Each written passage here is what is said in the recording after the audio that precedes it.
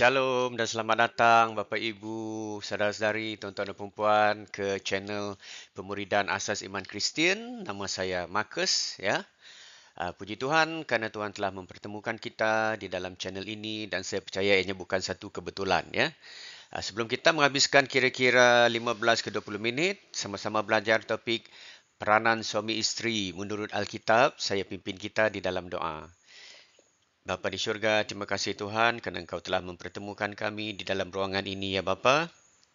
Saya berdoa, mohon pengurapan Roh Kudus-Mu Tuhan, mohon pimpinan Roh Kudus-Mu Tuhan untuk kami lebih memahami firman-Mu pada kali ini ya Tuhan, agar iman kami terus bertumbuh, berakar dan berbuah di dalam Engkau demi untuk kemuliaan nama-Mu ya Tuhan.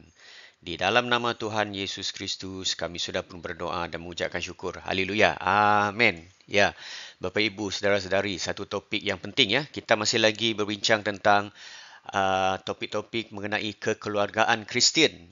Ya, dalam 3 video yang terdahulu, anda boleh lihat ya, di dalam channel ini, kita belajar tentang prinsip-prinsip Alkitabiah sebagai keluarga Kristian ya.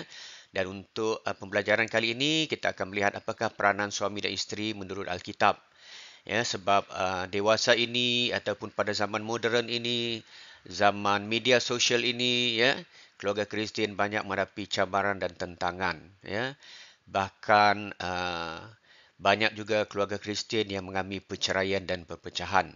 Jadi apakah kata Alkitab mengenai peranan suami dan isteri ya, dalam membina keluarga Kristian? Kita sama-sama lihat. Ya.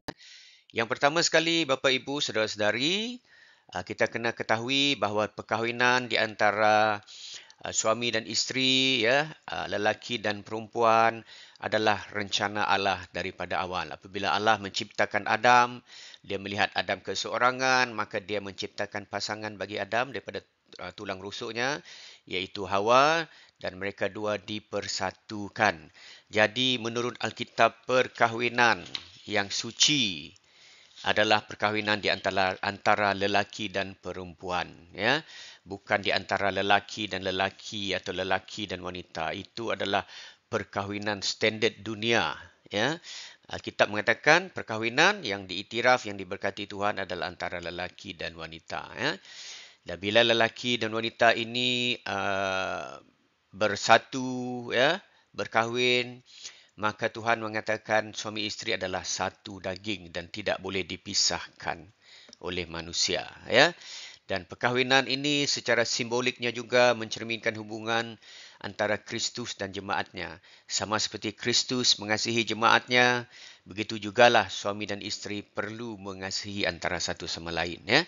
Kejadian 2, kita lihat Alkitab mengatakan, sebab itu seorang laki-laki akan meninggalkan ayahnya dan ibunya dan bersatu dengan istrinya sehingga keduanya menjadi satu daging. Jadi inilah ayat yang pertama adalah Alkitab yang menyatakan tentang perkahwinan di antara lelaki dan perempuan, ya Bapak Ibu ya. Yang kedua yang kita lihat adalah apakah tanggungjawab ya si suami apabila telah berkahwin dan membentuk keluarga. Sebenarnya ada banyak ya. Kita lihat secara ringkas ya, ada 3 yang utama, iaitu yang pertama sekali seperti yang kita katakan tadi, tanggungjawab suami adalah untuk mengasihi istrinya seperti Kristus mengasihi jemaat. Macam mana Kristus mengasihi jemaat? Memberikan dirinya ya sebagai korban dosa ya untuk jemaatnya ya. Jadi suami ini maksudnya di sini seperti Kristus ini maksudnya suami mengasihi isteri ya, sanggup berkorban untuk isteri ya, dan menjaga hubungan dengan istrinya dengan baik ya. Kata kunci di sini ataupun dasar hubungan suami isteri adalah kasih. Sama seperti Kristus mengasihi gereja ya, sebab kasih menutupi banyak sekali pelanggaran ya. Kasih itu sabar, kasih itu murah hati. Kita lihat 1 Korintus 13 ya. Dan suami, salah satu tanggungjawab suami selain daripada mengasihi istrinya adalah memimpin keluarganya, termasuk anak-anaknya ya, istrinya dalam kasih dan bertanggungjawab ya. Maksudnya tidak mengabaikan tanggungjawabnya dari segi mencari pendapatan ataupun nafkah ya, dari segi mengajar anak-anaknya tentang hal-hal firman Tuhan ya, tentang doa, ya, membentuk karakter-karakter yang baik sesuai dengan landasan firman Tuhan untuk anak-anaknya dan isterinya. Ini adalah antara tanggungjawab suami dan dia perlu melakukan ini dengan kasih, ya. Selain daripada itu, si suami juga memberi perlindungan dan penjagaan kepada isteri dan anak-anaknya, ya. Dilindungi dari segala bahaya, malapetaka, ya. Dari segala perkara-perkara yang tidak baik, ya, perkara-perkara yang bercanggahan dengan moral, ya. Efesus 5 mengatakan, Bapa Ibu saudara-saudari, ya, hai suami, kasihilah isterimu sebagaimana Kristus telah mengasihi jemaat dan telah menyerahkan dirinya bagi jemaat, ya. Jadi betapa dalamnya kasih Kristus. Begitu jugalah kita sebagai suami, ya. Saya pun suami, ya, Bapa Ibu saudara-saudari, ya. Jadi sama-samalah kita belajar dan memperingatkan diri sendiri, ya, bahawa kita perlu mengasihi isteri kita, ya, seperti Kristus mengasihi jemaat. Kasih yang dalam, ya. Untuk si isteri pula, menurut Alkitab, apakah peranannya? Ya, yang pertama sekali, si isteri perlulah menghormati dan tunduk kepada suami. Ya, menghormati di sini bermaksud memperakui bahawa suamilah sebagai ketua keluarga. Ya, tunduk kepada suami ini maksudnya membantu suami. Ya, mendukung suami, ya, menyokong suami dalam hal-hal tentang keluarga, tentang ketuhanan, tentang membina iman anak-anak dan sebagainya, ya. Dan kedua, Amsal 14 mengatakan isteri yang bijak membina rumah tangga, bukan meruntuhkan, ya. Jadi macam mana membina rumah tangga? Memastikan rumah tangga dijaga dengan baik, anak-anak dididik dengan baik, ya. Dan juga isteri menyokong apa yang suami lakukan, ya. Isteri ini sebagai pendokong, ya, bukan menghancurkan atau memusnahkan, ya. Dan dalam Kejadian 2:18 juga Alkitab mengatakan isteri menjadi penolong yang sepadan, ya. Maksudnya walaupun dia dipanggil penolong tapi statusnya di mata Tuhan adalah sama dengan si suami, ya. Menghormati dan tunduk kepada suami di sini bukan bermaksud isteri itu nombor 2 dalam keluarga, ya, tetapi mempunyai status yang sama walaupun suami itu ketua. Ya, sama seperti Musa dan juga Harun, ya. Ya. Walaupun Harun ini dipanggil penolong kepada Musa, tetapi semua yang di mata Tuhan status mereka berdua ini adalah sama sebab mereka saling melengkapi antara satu sama lain. Begitu juga si isteri, ya, saling melengkapi si suami. Sebab adalah mustahil bagi suami untuk membangunkan keluarga, ya, tanpa isteri, dan mustahil bagi isteri untuk membangunkan keluarga tanpa suami. Jadi kedua-duanya saling melengkapi. Sebab masing-masing ada kekuatan dan kelemahan masing-masing yang Tuhan telah berikan, ya. Dan hubungan suami isteri seperti yang dikatakan tadi, asasnya adalah kasih, ya. Kasih adalah dasar pernikahan yang kuat seperti yang dituliskan oleh Paulus, ya, Paulus dalam 1 Korintus 13. Kenapa kasih itu penting? Sebab kasih ini sabar, murah hati, tidak cemburu, tidak memegahkan diri, tidak sombong. Jadi ini adalah sifat-sifat kasih yang murni, ya. Jadi bayangkan kalau suami isteri mempunyai kasih yang tulen, ya, dan yang benar sebegini, ya. Jadi rumah tangga itu akan lebih aman, tenang, anak-anak akan dididik dengan nilai-nilai yang baik. Kerana mereka melihat ibu dan bapa mereka itu saling sabar terhadap satu sama lain, ya, bermurah hati, ya, tidak mencemburui satu sama lain, ya, dan baik dari segi tutur kata dan semuanya, ya. Dan kasih ni contoh ciri lain adalah tidak mencari keuntungan sendiri, maksudnya dia mengutamakan pihak yang satu lagi, seperti mana Kristus tidak mencari dan tidak meninggikan dirinya tapi merendahkan dirinya, ya, sehingga taat kepada kehendak Bapa sampai di kayu salib, ya. Dan juga kasih saling memberi dan saling mengampuni antara satu sama lain, ya. Jadi dia tidak menyimpan dendam, ya, walaupun pasangannya melakukan kesalahan-kesalahan, ya. Apabila pasangannya meminta maaf, maka dia melupakan kejadian itu. Walaupun tidak mudah, ya, saya mengakui walaupun tidak mudah. Ya, sebab kita kena ingat bahawa yang pertama Allah terlebih dahulu mengasihi kita. Dan yang kedua, Allah terlebih dahulu mengampuni kita. Demikianlah juga kita perlu mengasihi dan mengampuni orang lain, termasuklah isteri dan suami kita. Ya, ini prinsip Alkitabiah, Bapa Ibu. Ya. Dan petua-petua praktikal untuk membina hubungan yang sihat antara suami dan isteri adalah komunikasi yang baik, komunikasi yang dua hala, ya. Maksudnya bila satu pasangan itu berkata-kata, yang satu lagi itu fokus mendengar dan memahami, ya. Kalau tidak faham, mohonkan penjelasan dan sebagainya, ya. Jadi tidak cakap-cakap belakang, tidak memburukkan pasangan, ya, di belakang mereka, di hadapan orang lain, ya. Kalau ada kekeliruan, ada salah faham, dibawa berbincang, ini komunikasi yang sihat, ya. Jadi berbicaralah dengan penuh kasih dan dengan kejujuran, bukan berbicara untuk menuduh, bukan berbicara untuk menjatuhkan, bukan berbicara dengan kata-kata yang kesat, ya, dengan kata-kata yang negatif, ya, dengan kata-kata yang menyakitkan hati, ya. Dan Yakobus 1:19 mengatakan, ya, hendaklah setiap orang cepat untuk mendengar, lambat untuk berkata-kata dan lambat untuk marah. Ini petua komunikasi yang diamalkan di gereja, yang boleh juga diamalkan di antara suami dan isteri, ya. Jadi mendengar dengan hormat, ya, bukan untuk mencaci maki, bukan untuk merendahkan, ya. Dan Amsal 15:1 mengatakan dalam perbualan kita, termasuk dengan suami dan isteri, ya, menghindari kata-kata yang boleh menyakitkan pihak yang satu lagi, ya. Sebab kata-kata ini, Bapa Ibu, saudara-saudari, bila kita sudah sebut, kita tak dapat tarik balik. Dan kata-kata ini boleh menusuk hati, ya, melukakan perasaan orang lain. Walaupun kita meminta maaf, tapi kesannya sudah terasa. Sebab itulah Alkitab mengatakan cepat mendengar, lambat berkata-kata. Sebab itulah Tuhan memberi kita 2 telinga dan 1 mulut. Sebab Tuhan nak kita cepat mendengar dan lambat untuk berkata-kata. Kalau Tuhan nak kita cepat untuk berkata-kata, dia buat 2 mulut, 1 telinga. Ya. Ini salah seorang pastor pernah berkhotbah ini dahulu yang saya dengar. Ya, yang saya ingat sampai sekarang, ya. Dan dari segi aspek kehidupan rohani, sebagai keluarga orang yang percaya, ya, suami isteri haruslah berdoa bersama-sama, ya, membangun keluarga dalam doa, ya, dan juga membangun keluarga dalam firman Tuhan. Jadi bawalah anak-anak berdoa bersama-sama, membaca firman Tuhan bersama-sama, pergi ke gereja bersekutu bersama-sama, ya. Jadi ini menunjukkan contoh teladan yang baik dari segi iman kepada anak-anak, ya, dan bersatu dalam iman dan ibadah. Ya, seperti kata Yosua 24, ya. Tapi aku dan seisi rumahku, maksudnya keluarga Yosua, ya, kita akan beribadah kepada Tuhan. Jadi bawalah anak-anak membaca firman Tuhan, berdoa, ya, dan beribadah di gereja bersama-sama. Ini adalah amalan yang baik, ya.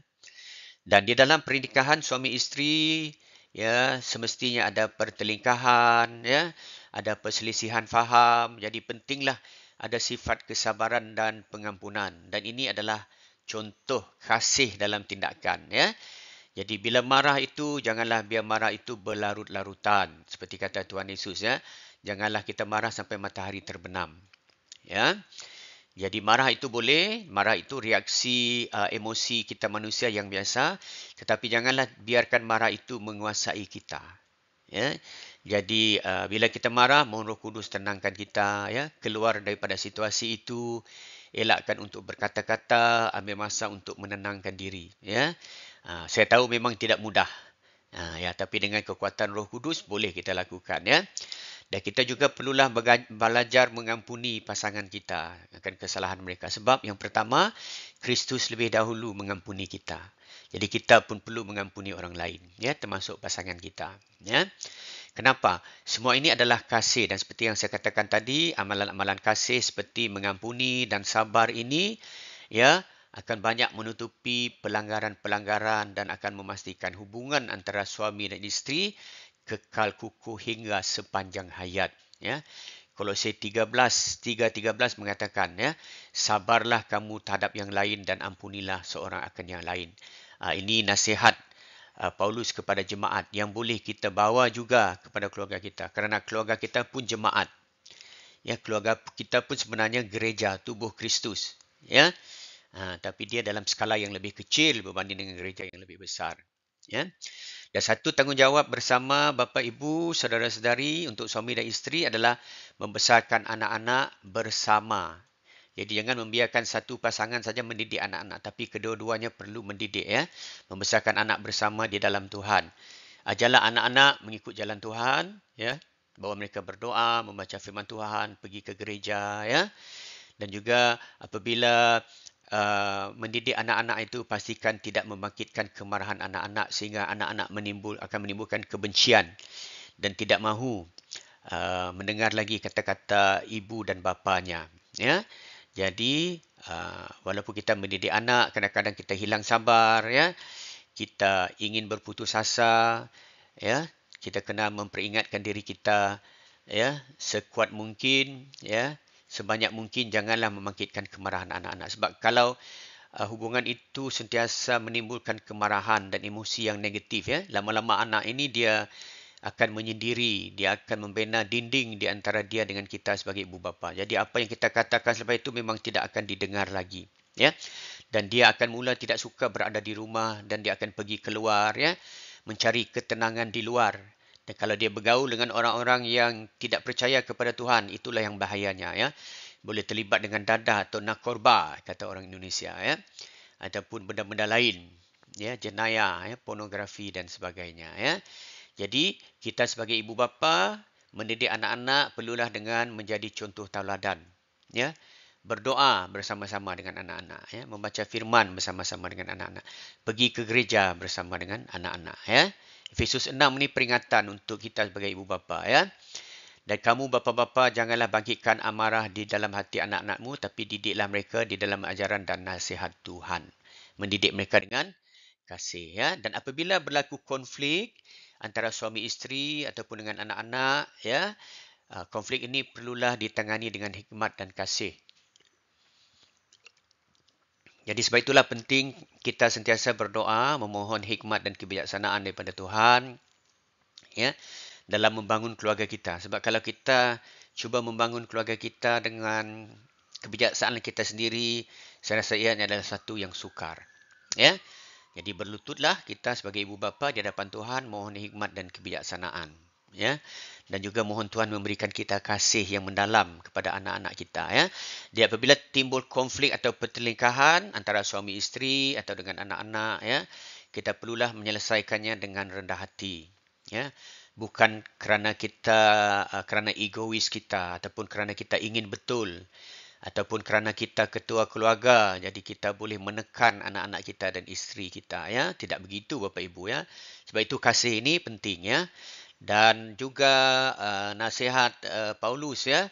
Kita perlu berdamai sebelum matahari terbenam. Maksudnya jangan kita membiarkan konflik atau kemarahan ini juga, ya, menguasai diri kita untuk tempoh masa yang lama, dan jangan kita menjadikan ini membuka peluang kepada iblis untuk masuk dalam kehidupan kita ataupun keluarga kita melalui konflik yang tidak diamankan dan melalui kemarahan dan emosi negatif. Ya, sebab ini memberi pintu masuk kepada roh jahat untuk masuk dalam keluarga kita. Ya. Dan amalan kita sepatutnya saling memaafkan dan saling berdamai antara satu sama lain. Ya. Sebab kita tahu bahawa kita ini orang yang berdosa, ya. Dan Kristus lebih dahulu mengasihi kita, dengan itu kita mengasihi sesama, ya. Jadi kesimpulannya Bapak Ibu Saudara-saudari, perkahwinan menurut Alkitab, ya, secara alkitabiah adalah perkahwinan yang membawa kemuliaan kepada Tuhan, ya. Jadi kita perlu meletakkan Kristus dan kasih Kristus sebagai tema atau sebagai prinsip dan panduan hubungan suami dan isteri. Itu yang pertama, ya. Dan suami dan isteri perlulah bekerjasama, membangun keluarga, membangun hubungan mereka, ya, berlandaskan kasih dan rasa hormat menghormati antara satu sama lain. Bukannya merendah-rendahkan, bukannya berlandaskan kemarahan, bukan berlandaskan dendam, bukan berlandaskan kebencian, ya. Dan yang penting Bapak Ibu, saudara-saudari, suami isteri dan anak-anak, ya, perlulah bertumbuh bersama dalam iman dan setia kepada Kristus, ya. Jadi berdoa bersama-sama, ya, membaca firman bersama-sama, ya, pergi ke gereja bersama-sama, ya, memuji Tuhan dan menyembah Tuhan bersama-sama. Jadi niscaya bila kita meletakkan Kristus sebagai yang utama dalam keluarga kita akan diberkati, dilindungi, dan kita akan membangunkan keluarga yang akan memuliakan Tuhan. Ya, jadi saya tutup dengan ayat ini, Kolose 13, dan segala sesuatu yang kamu lakukan dengan perkataan atau perbuatan, termasuklah dalam keluarga, ya, lakukanlah semuanya itu di dalam nama Tuhan Yesus Kristus. Haleluya. Ya. Jadi teruskan teguh bersama iman di dalam Kristus, kasihanilah Allah dan kasihanilah manusia, ya. Sampai kita jumpa lagi dalam pembelajaran akan datang, ya. Shalom dan Tuhan berkati. Haleluya. Amin.